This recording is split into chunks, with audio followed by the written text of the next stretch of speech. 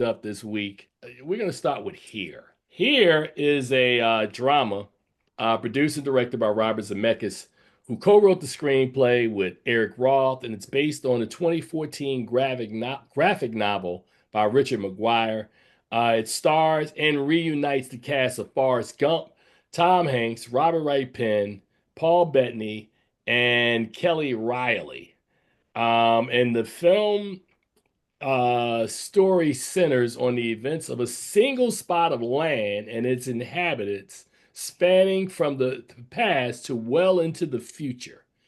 And with that being said, I turn it over to my colleague Charles Kirkland, who had the extreme pleasure of watching this movie last night. Charles, talk to me about Here. Okay.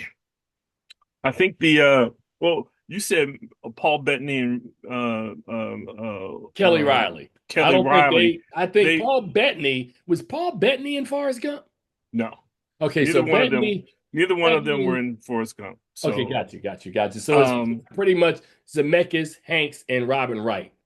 right. And Forrest Gump is on up on my list of one of my favorite movies to just watch because it's just a beautifully done romantic story about a guy who overcomes his difficulties and just makes a name for himself. Right. It's just an incredible film. Robert Zemeckis. Zemeckis has done a lot of great things in his past. Not just Forrest Gump, but that little show with the Back to the Future. He did that, and he did Flight. He was a producer on that. Right. So I mean, he's got a record of doing. He's one of the directors that people recognize and have respect for. Hmm. So I always say to Tim Gordon, when I'm doing, I love the fact that he checks me, and whenever I do something bad, he's right there to smack me upside the head and put me in the right direction. Yeah, don't shake your head like you've never done that before. Um, and so I worry about Robert Zemeckis. I wish there was somebody that was around that could have smacked him upside the head as he made this experimental film. It's very experimental because, like you said, it's about this plot of land, and the camera never moves from one spot. It just shows this plot of land through many eras.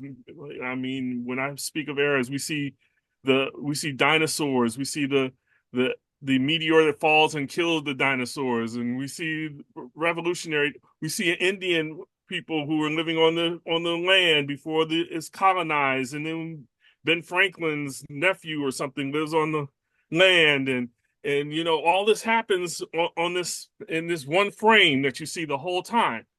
And so it kind of like we live in time. It jumps back and forth from different stories and different timelines, and it's kind of this is one time I can say I couldn't fall asleep at this movie because it kept jerking me from one timeline to the other, and I couldn't. It was hard to track, and I think that's really what made the movie hard to watch because you couldn't latch on to a story, and you couldn't latch on to the characters and the emotional things that were happening to people.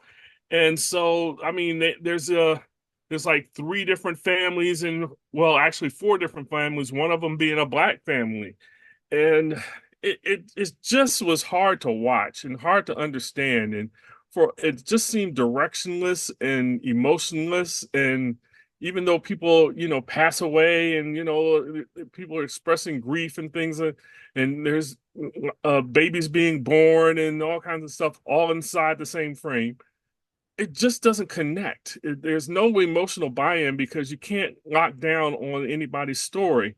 And as the movie proceeds on, it starts to focus in on Tom Hanks and Robin Wright more. But by the time you get there, you really have divested in the movie. So it really wasn't a good movie at all. And like I said, I wish somebody had it was just disappointing, and I'm thankful because I had put this on my list of movies to see when I was at Toronto, that I was going to go see that film because of the pedigree, because of Forrest Gump. and I'm glad that I didn't because I would have been disappointed, and I'm still disappointed. Gump is great, but you can't get there from here, so it's not a great film.